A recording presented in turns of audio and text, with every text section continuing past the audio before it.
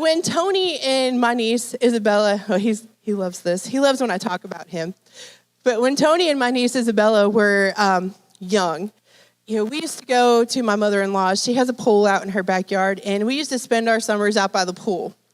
And my mother-in-law and I, we would sit there for hours getting burned by the oppressive sun because for some reason the sun is like 150 times brighter out by her pool than it is anywhere else on the planet. I am pretty certain. The kids would be out there, they'd be playing in the pool, and then they'd get bored. And they would decide that it was time to put on a show. So they would climb up the ladder, run to the pool deck, come to our chairs, and they'd say, "Hey, watch this." And then they would jump into the water. And whenever they came back up, they'd come back to the pool deck and they'd say, hey, did you see me? Were you watching? And then, this would continue for about, 3.5 hours or until they wore themselves out. But, it was the same jumps, the same splashes over and over again. And it wasn't about being impressive because it was the same jumps over and over. But it was just about being seen. They wanted to make sure that we saw them.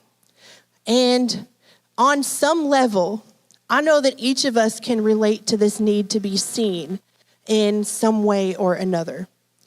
Somewhere along the way in life, we grow out of saying, "Hey, watch me." We might not say it out loud. Some of us do, and that's okay. It's okay. But, we never grow out of this need to be seen. And I feel like that is truly one of the basic human needs, is to feel seen and heard and understood. And when pain enters the picture, that need does not disappear. It gets louder.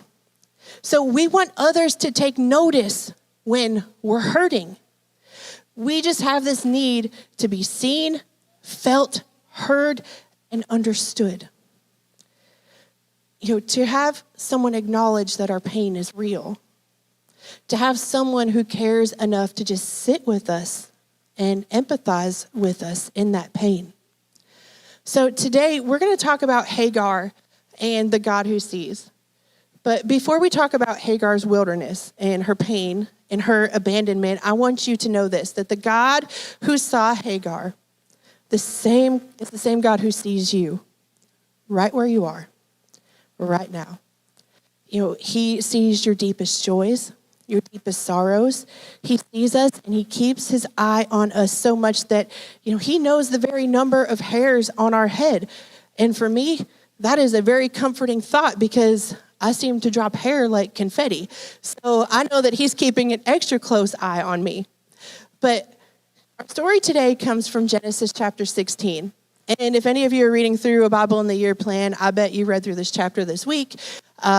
If you're not, if you're keeping up with our soap journals, I know that we were here on Thursday, which was conveniently the day that I sat down and started really putting, I'd say pen to paper, but it was, fingers to keyboard for this message. So we pick up with Abram and Sarai before God changed their names. They had received this promise from the Lord that their descendants would outnumber the stars in the sky. And then time passed and more time passed and nothing happened. They were still childless. So they were starting to get really up there in age and they were starting to get impatient. So Sarai came up with a plan and Abram went along with it. And so this is where we pick up our story for today. We're going to start with Genesis chapter 16. We're just going to read the whole chapter, starting with verse 1. So it says, "Now Sarai, Abram's wife, had not been able to bear children for him, but she had an Egyptian servant named Hagar.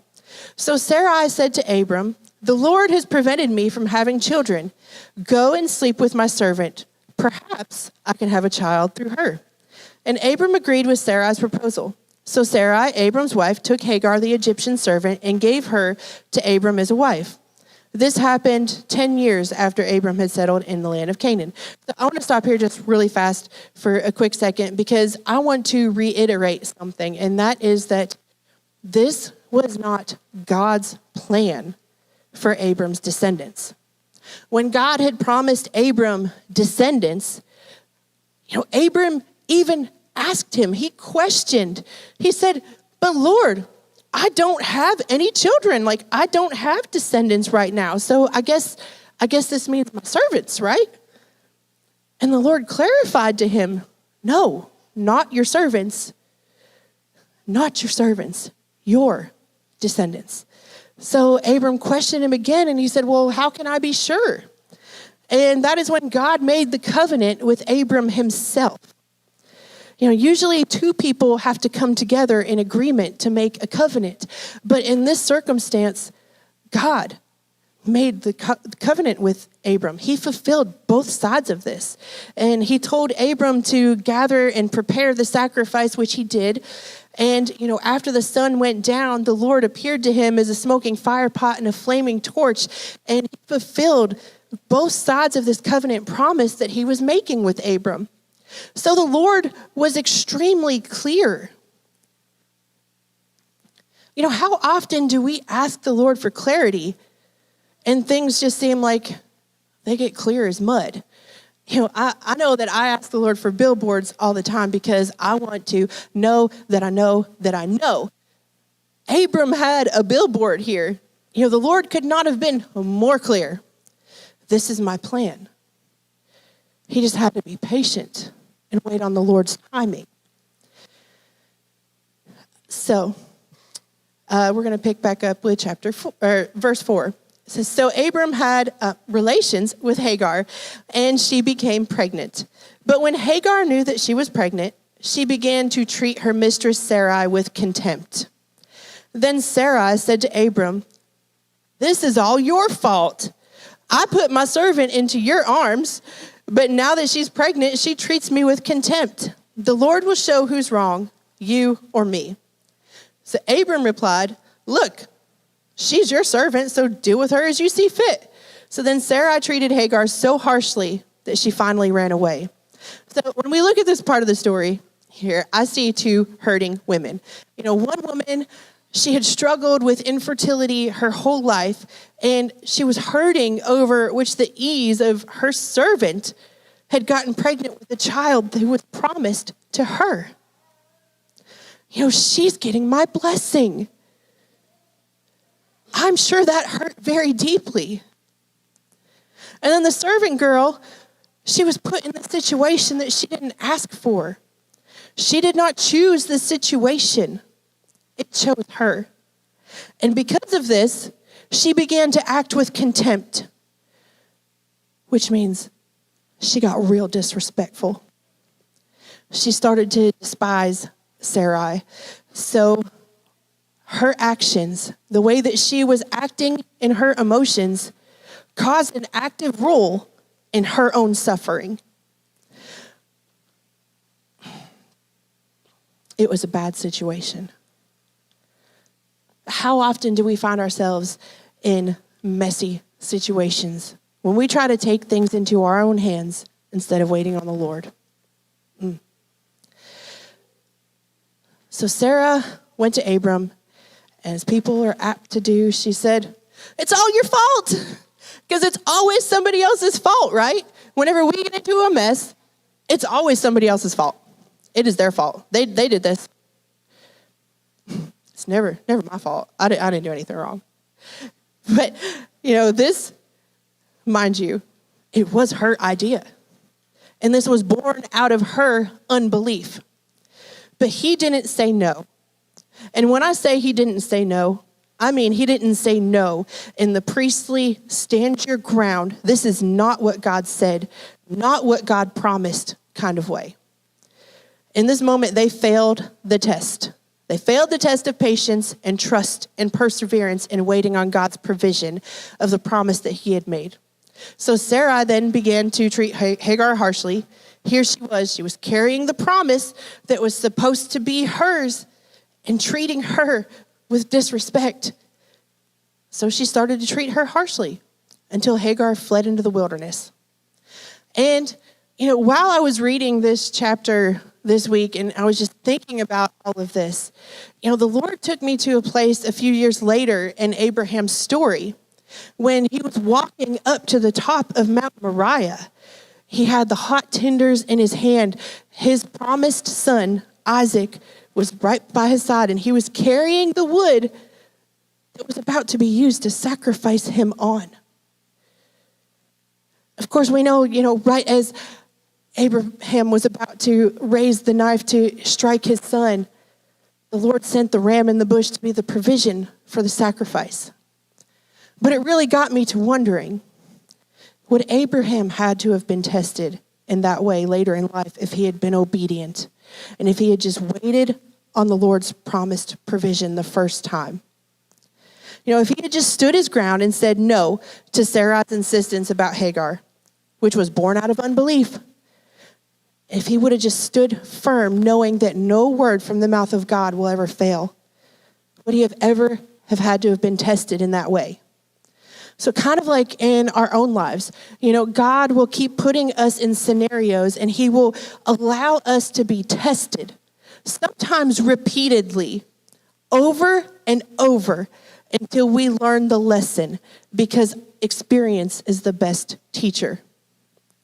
When Abraham got tested again, and the Lord asked if he was willing to offer up his son who was attached to the promise, by the way, he didn't hesitate this time. He didn't hesitate. He didn't falter. He said, yes, Lord, I'm willing to walk in obedience to you, even if it hurts, because I trust in your provision. And sometimes we have got to be tested until it hurts, so we learn to walk in submission and obedience to the Father. But that's a whole nother word for a whole nother day. So we're going to pick back up with verse 7, and we'll just finish the chapter out. So the angel of the Lord found Hagar beside a spring of water in the wilderness along the road to Shur. The angel said to her, Hagar, Sarai's servant, where have you come from and where are you going? I'm running away from my mistress, Sarai, she replied. The angel of the Lord said to her, return to your mistress and submit to her authority. Then he added, I will give you more descendants than you can count. And the angel also said, you are now pregnant and will give birth to a son, and you are to name him Ishmael, which means God hears. For the Lord has heard your cry of distress. This son of yours will be a wild man, as untamed as a wild donkey. He will raise his fist against everyone, and everyone will be against him. Yes, he will live in open hostility against all of his relatives. And thereafter, Hagar used another name to refer to the Lord who had spoken to her. She said, you are the God who sees me. She also said, have I truly seen the one who sees me? So that well was named Beer Lahoi Roy, which means well of the living one who sees me. And it can still be found between Kadesh and Bered. So Hagar gave Abram a son, and Abram named him Ishmael. Abram was 86 years old when Ishmael was born. So here we see Hagar fled into the wilderness. And here, I want you to take notice on this. I thought it was really cool when I was reading through this. But, this is the very first mention of the angel of the Lord in scriptures. The angel of the Lord, this wasn't just a turn of phrase. Like, this was a physical presence who spoke to Hagar as one person speaks to another. This wasn't like a spiritual impression or a feeling or, just a voice on the wind. This was a presence. This was a physical presence. And Hagar later comes to understand that this person who's physically present with her was God himself. And, we know this to be pre-incarnate appearance of Jesus. This was the very first appearance of the angel of the Lord. And he chose to appear to a single mother who had a little bit of a pride problem and who was mistreated by the woman who had put her into a whole mess. The Lord met her there in the middle of the wilderness. She didn't get cleaned up first. She wasn't even really looking for him. She was just trying to run away. And he met her where she was, not where she wasn't. And, Pastor Sam talked about it last week, how, Jesus, when he was going to call his disciples and stuff, he didn't wait for them to clean themselves up to come and call them and meet them.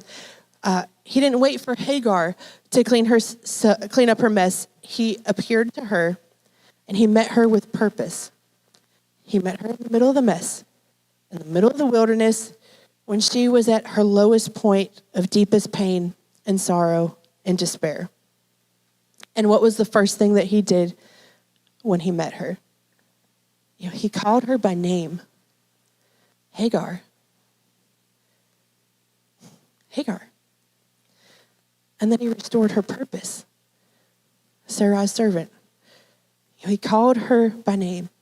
The first thing out of his mouth wasn't a rebuke for her actions. It was a restoration of her identity and her purpose. And then he asked her a question. Where have you come from? And where are you going? Of course, we know that the Lord doesn't ask a question that he doesn't already know the answer to. So in her pride and her misery and her pain, she acted without thinking. She was being emotionally led. And being led by her emotions landed her right smack in the middle of the wilderness. Where have you come from? In other words, this was the Lord saying to her, what are you running away from? He was trying to get her to connect her heart to think about things. What are you running away from? What are you trying to run away from? And what do you plan to do next?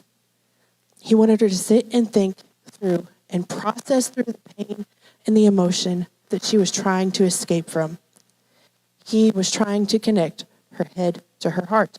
And, how easy is it for us to try to run away from our problems? When things start to get too real or too intense or too emotional or too heavy, instead of sitting in that for a moment and trying to process through it, we dart.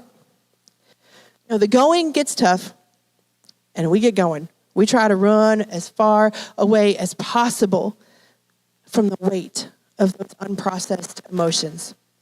And when it gets too heavy, we just throw our hands up and say, that's it, I'm done. And when it gets too real, we say, that's it, I'm walking away. Either that or we'll try to stuff those things down really, really deep. And then we cover them with cement and we say, oh, that's an issue for another day. Knowing good and well that we don't intend to break up that concrete and come back to deal with those hard things. Emotions that don't get processed and felt and dealt with become the bricks that enclose us into strongholds later on in our lives.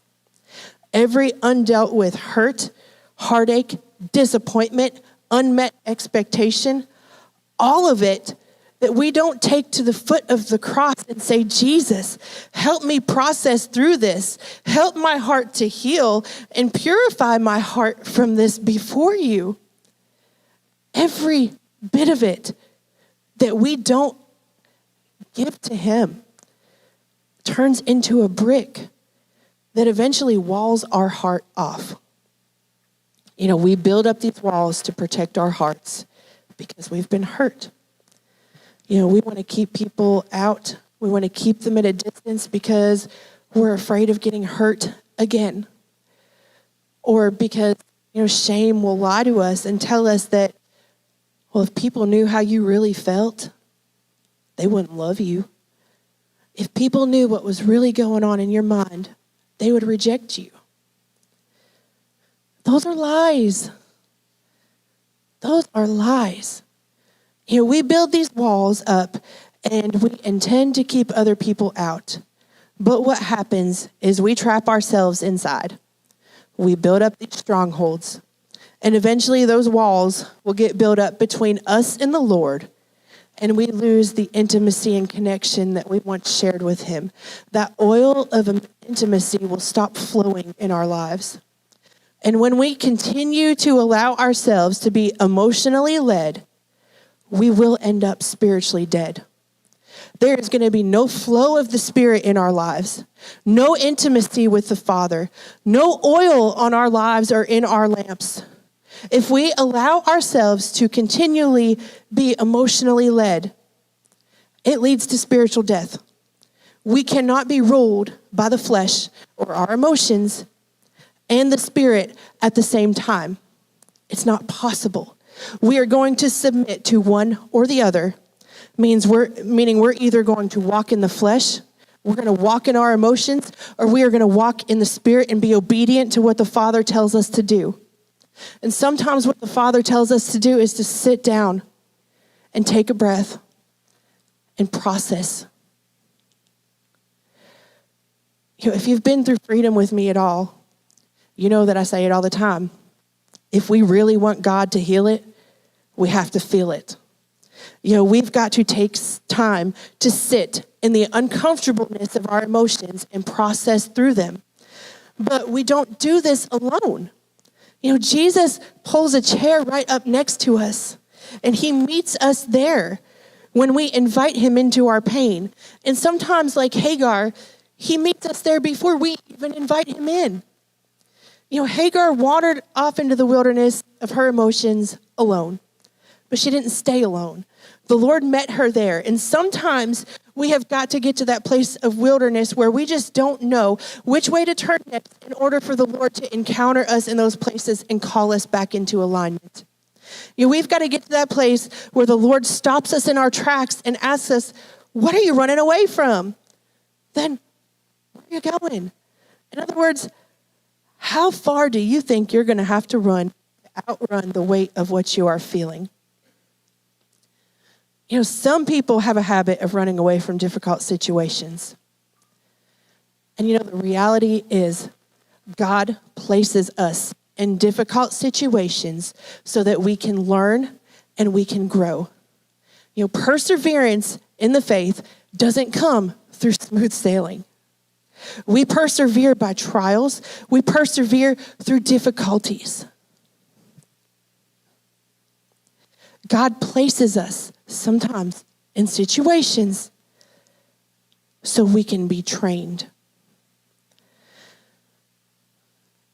And what happens so often is we start getting put into these situations. The fire starts getting turned up. Things are starting to get a little hard. And we bounce. Maybe some people struggle in the working world with keeping a job because the Lord keeps putting there somewhere to learn a lesson. And how many of us know those things are going to come through difficulties, right?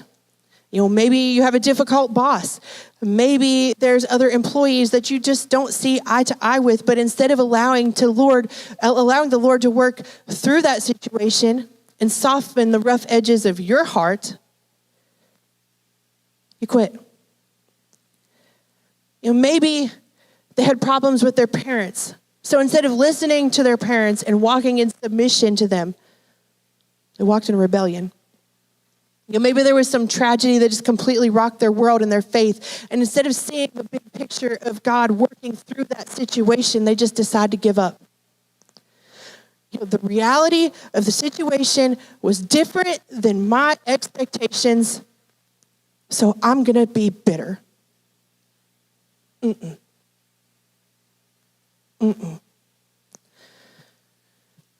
Hagar was at a crossroads. She could choose to sit and stay stuck or choose to move forward in obedience to the Father. And I feel like there are so many of us in this room that are at that crossroads with the Lord right now, where he is speaking and saying, when are you going to quit trying to run away from this thing? When are you going to quit being stuck in this mess and move forward with me? Are you going to stay stuck in this emotional wilderness? Are you going to walk in obedience to what I have for you? When are you going to stop trying to run from the process and the lesson that I'm trying to teach you and walk in obedience and submission to me? Obedience is not easy. A lot of the time when we walk in obedience, we have to get ready to embrace the suck. So I'm just going to say it like it is. We have to embrace the suck. Obedience is going to take us out of our comfort zone. The way of obedience is hard, but the way of disobedience is much more difficult, I promise. Just going back to Abram from earlier, if he would have obeyed God the first time and waited on the Lord's provision instead of acting in his flesh, Would that second test with Isaac have even had to happen? Would his obedience have had to have been tested again? The second test was more difficult than the first. It hurt a whole lot more. The stakes were higher. The angel of the Lord gave Hagar a command after he got to her heart. Go back to Sarai, submit yourself to her authority. In other words, go back to that place. Go back to those emotions that you were trying to run away from and submit yourself to the process. Walk in obedience to what I have for you. Don't stay stuck here. Go back, embrace the suck. Her obedience was attached to a promise. More descendants than she could count. And it started with the child that she already had in her womb, Ishmael, which means God hears, because God heard her cries of despair while she was in the wilderness. There was literally a promise that was attached to her pain. The blessing came, but first came the obedience. The submission of her will to the will of the Father. And so often we can get stuck in this pattern with the Lord where we are demanding the blessing before the obedience. We try to make a deal with God and say, God, you know what? If you do this thing for me, then I'll go ahead and do this thing that you're telling me to do. If you do this thing exactly the way that I expect you to do it, then I'll do what you expect me to do. We are seeking the reward for obedience without actually submitting to being obedient. But obedience always comes before blessing. And you know what? A great nation did arise from the line of Ishmael. And, this is where all the Arabic nations were birthed from. And, that promise was fulfilled in full. They lived at enmity with Isaac's line of descendants. And, we still see this enmity carried on through today with Isaac's descendants, who are the Jewish people. That promise came to pass. Ishmael, God hears. He hears. He heard her. He hears you. He hears the words that you're not even saying. After this, Hagar gave the Lord a name, and this is the first name that God has given in scriptures, and it's El Roi. God sees me. Because it was in that moment that she realized that not only did God hear her, he heard the cries of her heart that she wasn't even speaking. But in her time of deepest desperation, he saw her too. He saw her. He saw her hurt. He saw her pain. He saw her mistakes. He saw her desperation. He saw her in the wilderness, and he heard her cries, and he saw her. And he sat with her in it. And she was an Egyptian woman. It's likely she may not have even worshiped the same God of Abram and Sarai. So when she went out in the wilderness, she wasn't going out there in pursuit of God. But he was in pursuit of her. He heard her cries. And he came in pursuit of her. He came to acknowledge her. When life was as desperate as it could possibly get, he saw her. He called her name. He acknowledged her pain. He met her with love.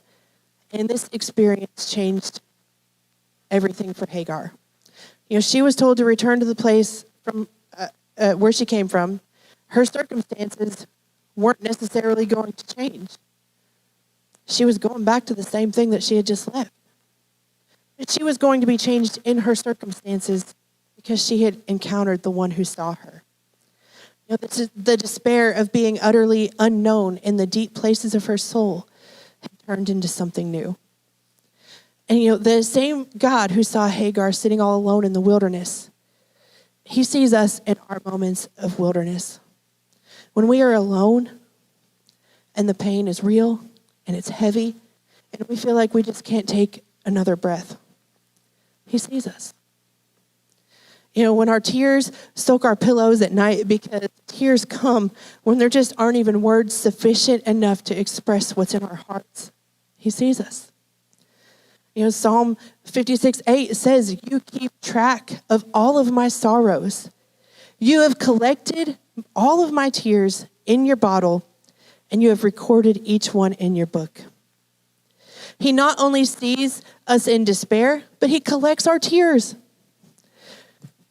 Poor Nikki, here she probably has like 2 gallons just this week. But he collects all those tears that fall from our eyes. And isn't that comforting? Imagine every tear that falls from our eyes being tenderly wiped away by the hand of the Father. That's just beautiful. He meets us in our time of trial. He walks with us. At the time that David wrote that psalm, he was completely alone. He was in despair. But he acknowledged that God was not turning a blind eye to his pain. And he found great comfort in knowing that God took note of his pain, that he recorded it. He took note of it, and he collected every tear. He's not blind to our pain. He's not numb to it. Isaiah 53:3 says that he was despised and rejected, a man of many sorrows, acquainted with the deepest of grief. We turned our back on him. We looked the other way. He was despised. We did not care. But he is acquainted with the deepest grief. Jesus walked this earth as God made flesh as a man. And he was no stranger to sorrow. He wasn't immune to grief. As he sat outside the tomb of his friend Lazarus, he wept. He wept. Even knowing that he was about to open up that tomb and call Lazarus forth, he wept. He didn't rush the process. He took the time to acknowledge the grief, to sit in it, to allow himself to feel it. He understands us. He understands the weight of our sorrow, of our despair, our grief. Hebrews says that we have a high priest that can empathize with us. He lived as human, so he knows the weight of human emotions. He created our emotions. They're not a bad thing. He knows the weight of pain, grief, unmet expectations. He sees us when we are sitting in it. He doesn't leave us or abandon us, but he sits there with us. Psalm 34:18 says that the Lord is close to the brokenhearted, and he saves those who are crushed in spirit. When we are at our deepest level of pain, he's there with us. He's close to the brokenhearted. When pain grows deeper, God draws closer to us. We're not alone. God is close to the brokenhearted. Are we choosing to acknowledge his presence with us in our time of pain? Or are we choosing to stay running away? Emotions are hard, especially when it comes to emotions like grief over the loss of a loved one, or the heaviness of unmet expectations in marriage or other relationships, or the deep disappointment of infertility or miscarriages, or the emotions that come with a job loss or mistreatment, or even addictions, which we know that we're trying to run away from pain in addictions, but all of these emotions are heavy. And I think that we can get stuck sitting and stewing in it, that we get so blinded by what we are feeling that we can't see the God who sees us. It is easy to get blinded by our emotions, but we have to keep our eyes fixed on Jesus.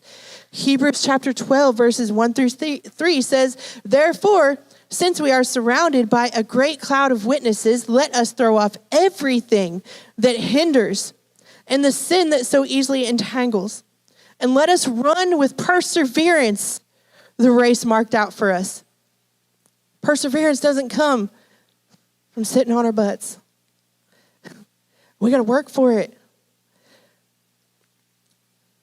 But the next line, run the race marked out for us, fixing our eyes on Jesus. the pioneer and the perfecter of our faith.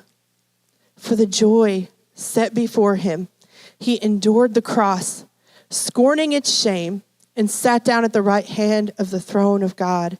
And consider him who endured such opposition from sinners, so that you will not grow weary and lose heart. If we stay stuck sitting in our emotions and our pain, or continuing to try to run away from it instead of acknowledging them, it's going to lead to us being weary and losing heart. The author of Hebrews tells us to fix our eyes on Jesus and to consider the cross. Consider what he endured in order to draw us near to him. Because that is what the cross was. The cross was what bridged the gap between God and humanity. It was the very thing that caused Jesus, our Savior, who walked the earth as God made flesh. The cross was the very thing that caused him the most pain and deepest sorrow and heaviness and grief. It was the place that made Jesus himself cry out, my God, why have you forsaken me?"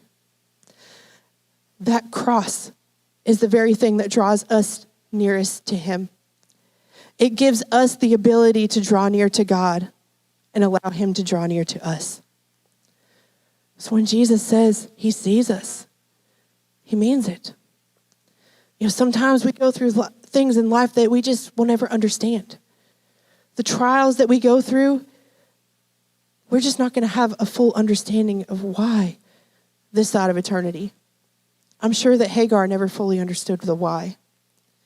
Later on in Hagar's story, when Ishmael was a teenager and Isaac had been born, Sarah saw Ishmael and Hagar making fun of Isaac, and most likely it was probably over firstborn rights, because, of course, Ishmael thought he deserved the first right privileges, right? But he wasn't the son that was promised to Abraham.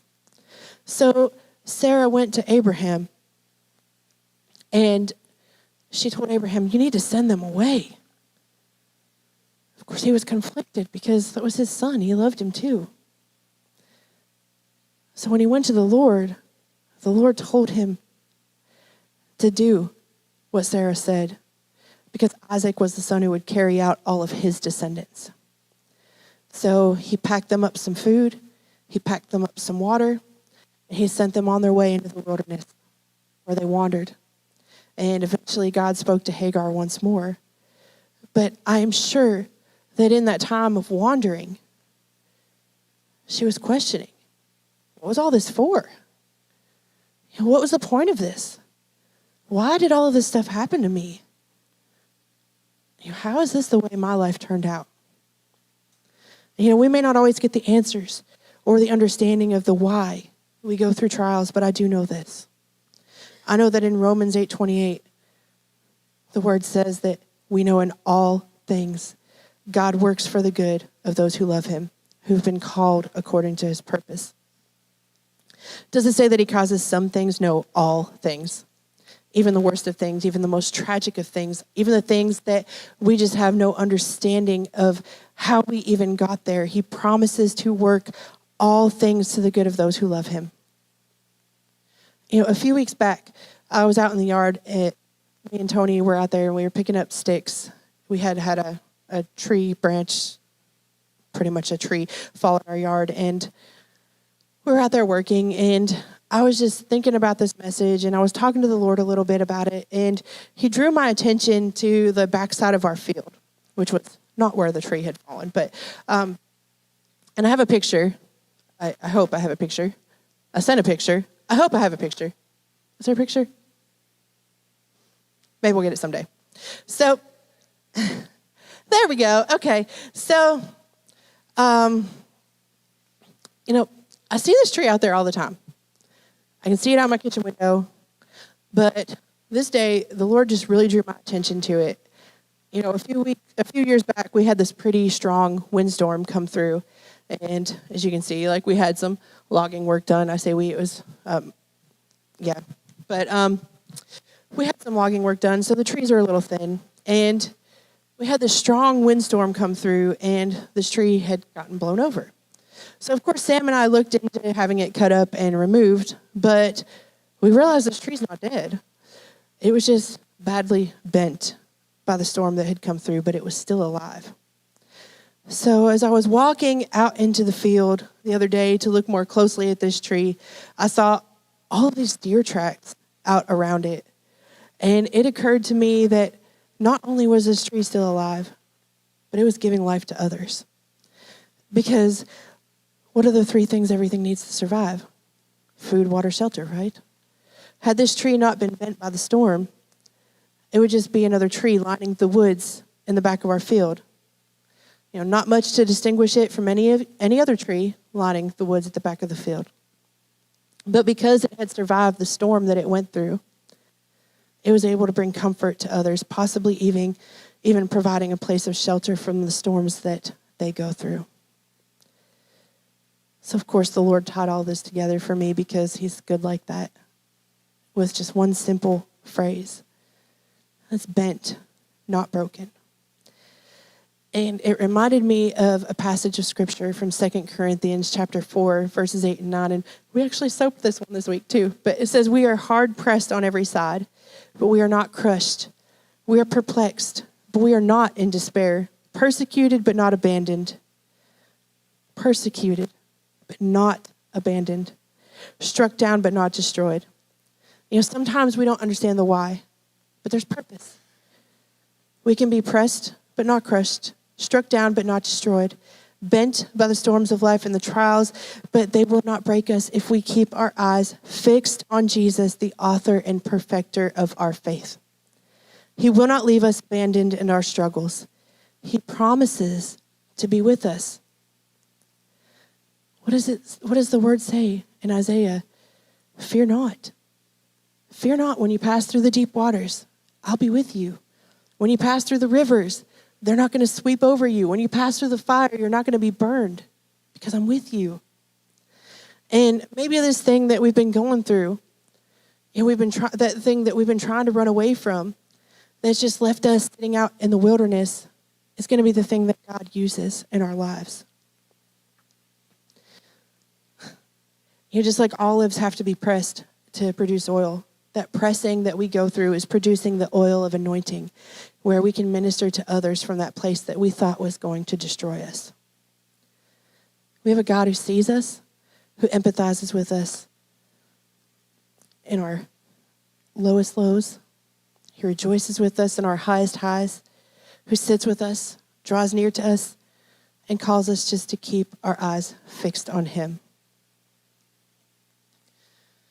You know, as I was writing this, working on this the last couple of days, the Lord has really put a song in my heart. I really don't want to sing it, but it's an old hymn, and it has just been on repeat through my head and in my heart the last 4 days. I'm sure you know it in one form or fashion, but it says, "O soul, are you weary and troubled? No light in the darkness you see. You know, there's light for a look at the Savior and life more abundant and free. And turn your eyes upon Jesus. Look full on his wonderful face. And the things of earth will grow strangely dim in the light of his mercy and grace." Turn your eyes upon Jesus. When we turn our eyes upon Jesus, we're going to see that he has his eyes upon us. He doesn't want to dismiss what we're feeling, but to sit with us and process through it together. He wants to share the burden with us. Like he said earlier, because his burden is light. His yoke is light. He wants to help us carry it. So when we fix our eyes on Jesus, the one who sees us, In the middle of our darkest moments, we gain the strength to endure, to continue running the race. So let's get ready to land this plane today. A few things to consider as we go back into this time of worship. I just want to ask each of us to consider that one famous John Wesley question. How is it with my soul? How is it with my soul today?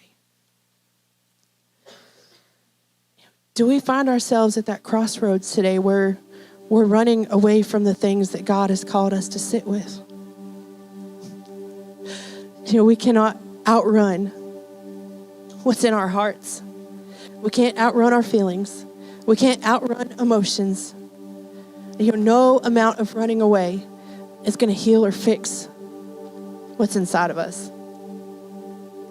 Healing takes intentionality. It takes processing. Healing takes sitting with it, allowing our bodies to feel it and recognize that we're not alone in it.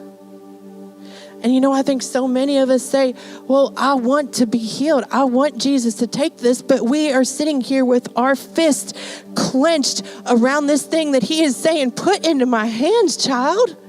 Why are you holding on to that? It's not yours.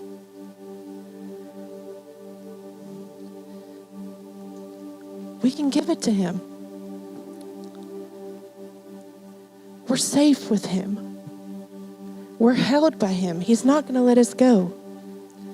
He said that he would be with us through deep waters. And to me, the emotions that are weighty and overwhelming and feel like they're going to drown you, he's with us.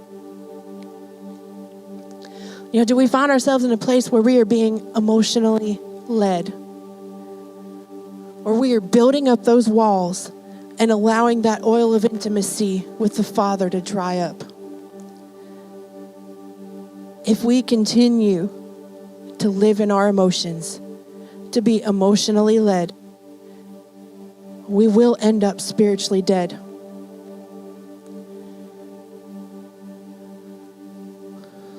Sometimes we just need to stop and evaluate. Who's making my decisions right now? Am I allowing my emotions to dictate my actions, to dictate my attitude, to dictate my worship? And we need to be honest with ourselves, because if we continue to allow our emotions to be our master, we're going to be led further and further away from the Father's heart.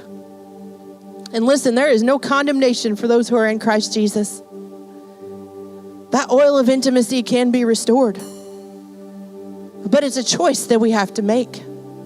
We have to choose to fight our flesh, to fight past those emotions, and choose to worship when we don't feel like it.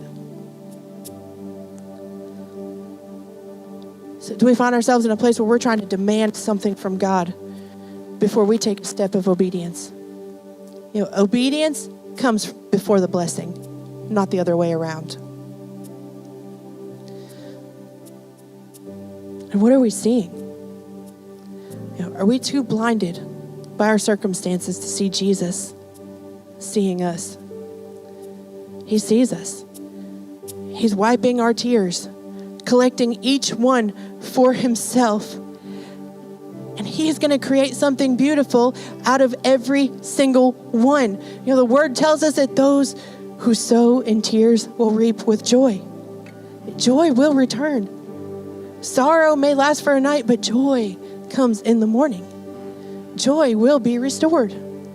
We just have to refix our focus, to turn our eyes upon Jesus. He doesn't erase the grief or the sorrow or the pain that we're going through, but he carries it with us. He doesn't shame us for our pain, but he redeems it. So if you're in that wilderness season right now, that dark night of the soul, feeling like you're unseen and unheard, know this: that the same Jesus who wept at the grave, who cried out on the cross, is the same God Hagar met in the desert. He's the same God who's here with us today, and he sees you. He's near. He's present. Stand with me.